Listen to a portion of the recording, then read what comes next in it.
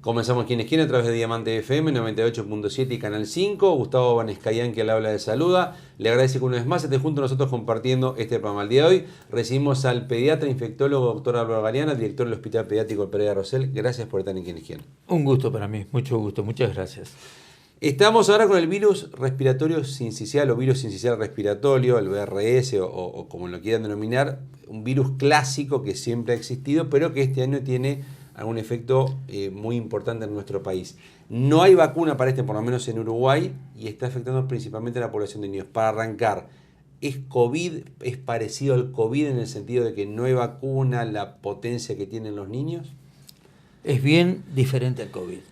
El COVID no afecta a los niños de la misma manera que el VRS históricamente toda la vida. El gran problema de los pediatras es en el invierno las epidemias o los picos de endémicos de infección respiratoria aguda por VRS que se presenta en forma de alguna manera diferente entre los niños pequeños, los niños medianos y los niños grandes y los adultos mayores.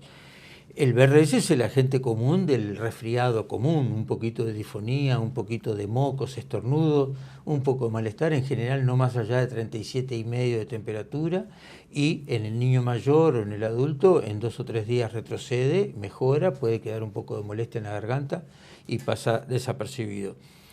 En el niño pequeño, menor de 2 años, ese episodio que en general lo adquiere el niño pequeño a partir de la infección de los niños mayores o de los adultos en su casa, lo adquiere en el domicilio y es una infección que puede dar un poquito más de tos, más de molestia, y cuanto más pequeño es el niño, mayor dificultad para respirar, porque afecta el bronquíolo, por eso se llama bronquiolitis y no bronquitis.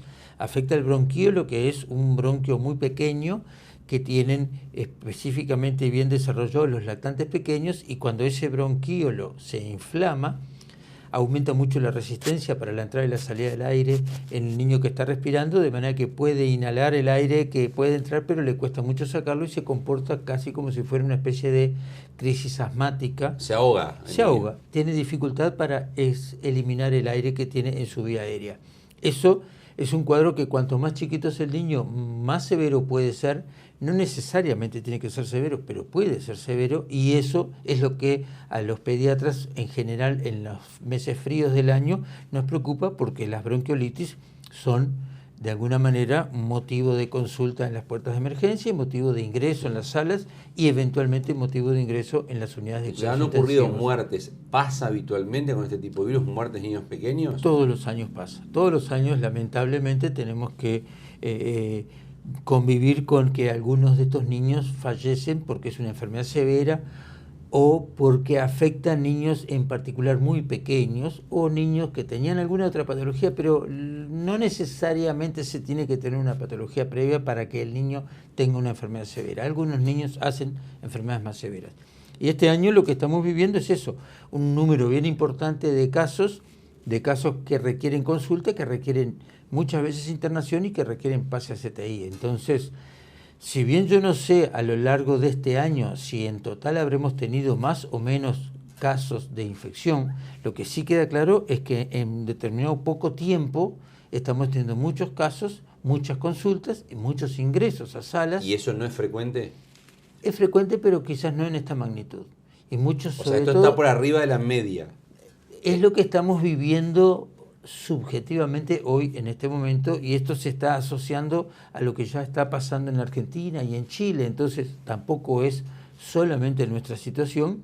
Y sí, sin duda, en todos los años puede haber momentos de mucho estrés para las unidades de cuidados intensivos, pero este año tenemos quizás un poco más y hemos tenido que recurrir a medidas para lograr disponer de mejor nivel de asistencia para los niños pequeños. Cuando nosotros nos enfermamos viralmente, usted es el médico, lo va a explicar a usted mejor, adquirimos inmunidad de eso que nos enfermamos normalmente. El hecho de que hayamos estado 2 o 3 años en pandemia, que coincide con la edad de estos niños que están graves, ¿es porque no adquirieron la suficiente inmunidad por estar aislados con tapabocas? ¿O no tiene ningún tipo de relación? Puede haber una relación. Los niños que están graves hoy son más que todos los niños menores de 1 año. O sea, no son los niños que estén vinculados al tema de la pandemia, no estaban ni pensados con la pandemia. Sin embargo, hoy lo que estamos averiguando y viendo es que la cepa de BRS que predomina es una cepa que hacía años que no aparecía, es una variante que hacía años no aparecía y que es más virulenta que la habitual, y entonces sí pudiera haber un vínculo entre este BRS que hace años no aparece y la no infección de las madres, porque ya no es de los niños, sino de las madres que están teniendo sus hijos, que han tenido sus hijos en este año o a fines del año pasado o principios de este año, y que al no tener inmunidad no le transmiten inmunidad al bebito que nace. O sea, si la ya mamá con se hubiera anticuerpos. enfermado en pandemia de este virus, su hijo Es nacía probable inmunizado. que no hubiera tanta lesión, tantos casos. De hecho, en el mundo se está desarrollando una vacuna que es para justamente administrar a las madres, incluso a las madres embarazadas, para que no sus bebés tengan anticuerpos para evitar una enfermedad severa por el BRS en el primer año de vida, que es cuando es más severa la enfermedad. Hay en algunos países que existe vacuna para adultos para este virus. Se está probando en este momento y se está empezando a administrar para el grupo, para mayores, porque esta enfermedad también puede dañar a los adultos mayores que tengan comorbilidades, que tengan insuficiencia cardíaca, que tengan problemas respiratorios, EPOC, enfermedad pulmonar obstructiva crónica, que cuando se infectan también por el mismo niño escolar o preescolar que va a guardería o que va a la escuela y trae el virus a casa, infecta a sus hermanos pequeños, pero también puede infectar a sus abuelos, y ellos se descompensan y hacen una descompensación del EPOC, de esta enfermedad pulmonar, y pueden también requerir ingreso e incluso ingreso a CTI. ¿De aprobarse esa vacuna habría que traerla a Uruguay? Bueno, yo creo que vamos a ir viendo cómo se va desarrollando en el mundo. Fue recientemente aprobado, según yo tengo entendido, por la FDA, y podría ser administrada en mujeres embarazadas, en mujeres jóvenes que van a tener hijos, para evitar... Porque sería partidario de esa vacuna que se incorpore. Sí, sin duda. ¿Voluntaria o obligatoria? Siempre es voluntaria, siempre es voluntaria. Yo creo que las cosas hay que entenderlas, y esto de obligar a la gente me cuesta un poco aceptarlo. Pero acá se afecta una vida que no es de la persona que decide, yo no quiero, claro, pero acá se afecta la vida de alguien que está en la panza de esa mujer. Prefiero apostar a la inteligencia de las madres y de las personas adultas que entienden que las vacunas son, en definitiva, las que han detenido y las que han mejorado en los últimos 50 años la calidad de vida. Esencialmente está vinculado al uso de vacunas. Hace 40, 50, hace 60 años había poliomielitis y los niños morían de poliomielitis. Hoy nadie muere de poliomielitis, y no es porque se fue porque Dios quiso, se fue porque hay vacuna que evita la enfermedad. Sarampión, viruela, paperas, todas enfermedades que en su momento tuvieron momentos muy difíciles y ha habido muchas muertes, hoy no existen gracias a la inmunidad. Y la inmunidad es gracias a las vacunas. En caso de que viniera esta vacuna y se aplicara, ¿es como la de la gripe, que todos los años hay que repetirla, o como la del papiloma humano que se da una vez? No estoy al tanto todavía, porque no he leído todavía más delicadamente de ese tema, no lo tengo claro. ¿Cómo convive el cuerpo ahora como infectólogo con tantas vacunas que nos hemos estado dando? Desde que nacemos y avanzamos, ahora se sumó el COVID, se sumaría esta. ¿El cuerpo resiste todo ese tipo de vacunas que se le van agregando? El cuerpo inmunológicamente genera muchas miles de veces más de inmunidad que las que nosotros les aportamos por las vacunas, porque la inmunidad es algo que permanentemente, del niño desde que nace se está enfrentando a agentes potencialmente patógenos, genera inmunidad y evita que esos patógenos se generen la enfermedad. De hecho, cuando nace un niño con una inmunodeficiencia, si esta es severa, en los primeros meses de vida se muere por el contacto con las bacterias o virus que pueden infectarlo. O sea, la capacidad inmune del individuo de responder, el componente de vacunas es mínimo al lado de todo lo que responde ese individuo. Usted dice, naturalmente generamos mucho más vacunas que las que nos damos por el brazo. Por supuesto, generamos mucho más inmunidad, mucho más agentes de las que 8, 10, 15 agentes que inmunizamos normalmente. ¿Le cuesta entender los antivacunas? Me cuesta entenderlos, sí. Me cuesta entenderlos porque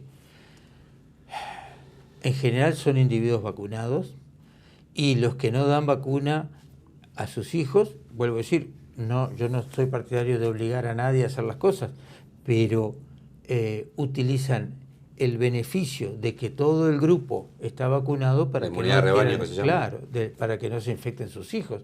Entonces es muy sencillo. Yo no vacuno a mi hijo porque yo soy antivacunas, pero todos los que rodean a mi hijo están vacunados, de manera que en realidad hay un efecto protector del grupo sobre ese niño. Con respecto a la vacuna del COVID, ¿han encontrado evidencia de efectos negativos? Estamos muy cerca todavía de cuando se comenzaron a aplicar, porque en medicina 2 años en esto es poco. ¿Pero están viendo algún efecto negativo de las vacunas que todos nos dimos? No. Lo que sí es claro son los efectos negativos de la enfermedad. Los efectos adversos vinculados a la vacuna lo tiene para COVID como tiene para cualquier otra vacuna. Desde la BCG en adelante, cualquier vacuna es un medicamento y puede tener un efecto adverso, pero puesto en la balanza, el beneficio de la vacuna siempre supera ampliamente la eventualidad de un efecto adverso que motive que no tengamos que darle la vacuna. Uno de los elementos que ayudó en la pandemia fue el uso de tapabocas. En aquel momento, cuando todavía la pandemia estaba a flor de piel, esto llegó para quedarse. Hoy no se encuentran muchos tapabocas en distintos lugares como antes se veía. ¿Usted sería partidario que fuera parte de la rutina uruguaya utilizar tapabocas o no es necesario? Yo creo que no es necesario en este momento. El tapaboca es altamente útil en la salud, en el hospital, dentro del hospital es obligación estar con tapaboca y estamos todos de acuerdo. Estamos viviendo con una población con muchos índices de infección. Por supuesto que no lo usamos en los niños menores de 5 años o en los niños pequeños, incluso algunos no menores de 5 años, si desean no usarlo, pueden usarlo. Pero cuando estamos en la sala de internación, el personal de salud lo tiene que tener y se le recomienda a la madre que también lo tenga. En ese sentido sirve. ¿En un ómnibus no? En un ómnibus hoy en día, viendo cómo se están desarrollando las cosas, no parece necesario. O sea, sacando los centros de salud, usted no ve ningún lugar donde sería recomendable para evitar la multiplicación de los virus. Podría ser recomendable si yo estoy enfermo en mi casa y convivo con bebitos chiquitos, cuando yo estoy enfermo uso el tapaboca para evitar infectar yo a otras personas. ¿Es necesario, como se dispuso, interrumpir las clases, adelantar una semana las vacaciones por este tema? Yo creo que sí, porque llega un momento en que la infección de la población que se está infectando permanentemente es tan elevada que la experiencia que tenemos es que cuando se inician las vacaciones, históricamente, a los 4 o 5 días empiezan a reducirse los casos de las consultas por infección y los casos graves también. Entonces, el efecto que en primera instancia se hacen todas las medidas necesarias para que se trate de la mejor manera posible a los niños que están infectados.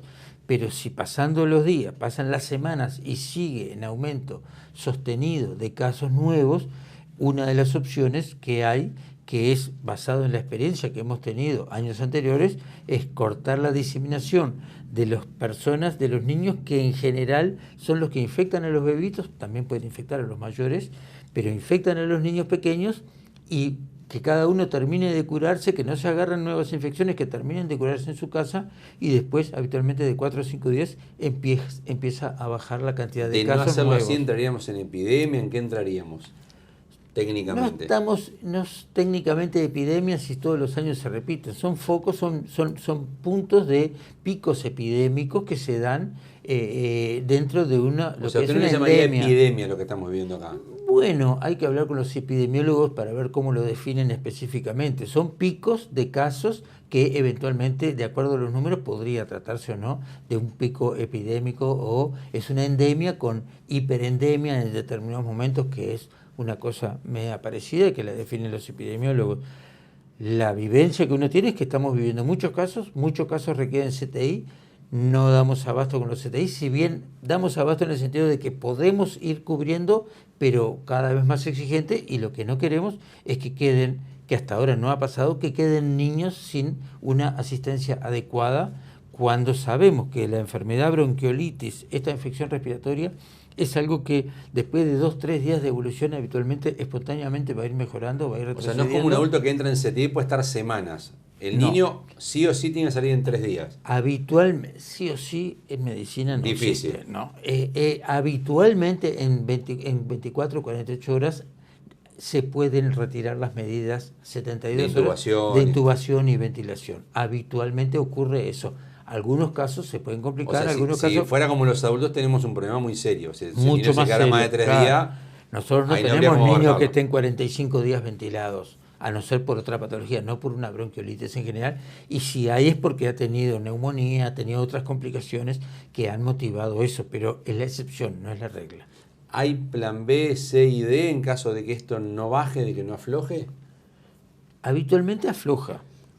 No hay muchos más planes allá de elevar la asistencia médica y, en segundo término, tratar de evitar que sigan viniendo niños infectados con bronquiolitis vinculado al BRS. Ojo, el Pereira Rosell está quizás al tope, pero ¿tiene otros lugares donde mandar niños? Siempre. Ningún niño, aún estando hasta el tope, siempre podemos asistir más niños, porque eso es lo que nosotros siempre preparamos desde febrero. Estamos preparando estos meses difíciles de invierno y siempre tenemos disponibilidad de más camas y de más sitios. O sea, nunca un niño va a dejar de ser asistido en la forma que corresponde en el Pereira Rosell, porque para eso justamente se está trabajando en forma permanente.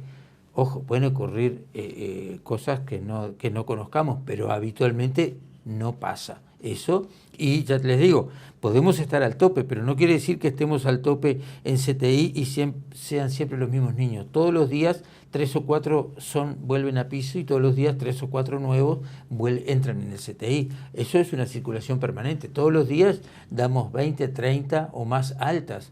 De manera que todos los días quedan 30 camas libres y vuelven a ocuparse en el correr del día. No es que hayan quedado los niños acumulados y no se hayan dado altas. No sé si queda claro.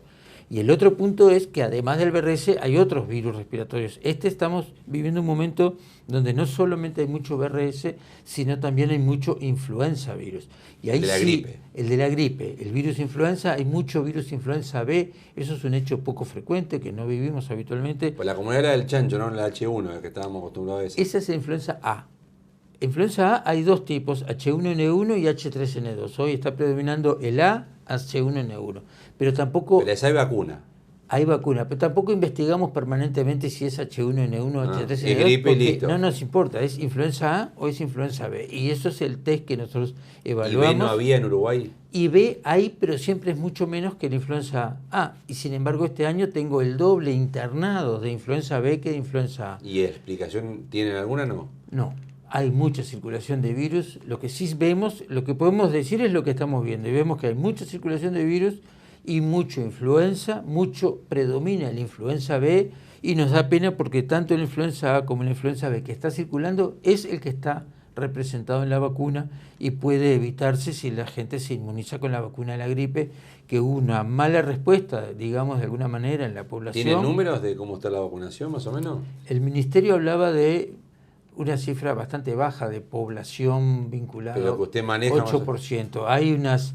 Sé que hay todavía un número muy importante de dosis de vacuna, más de 100.000 o 150.000 dosis de vacuna pendientes de ser utilizada, y sería bueno que termine el invierno y que falten vacunas, que se hayan utilizado pero todas. Pinta que no. Pero no parece ser lo que está pasando. ¿Le invito a una pausa? ¿Cómo no? Continuamos a partir de la misma aquí en Quién es Quién con el pediatra infectólogo doctor Álvaro Galeana, director del Hospital Pediátrico del Pereira Rosell. Le recordamos, como siempre, hora principal de emisión de Quién es Quién, jueves 22:30 horas en Canal 5, repeticiones viernes 10 de la mañana en Diamante FM y sábados 13 horas en Canal 5. Pausa y continuamos en Quién es Quién.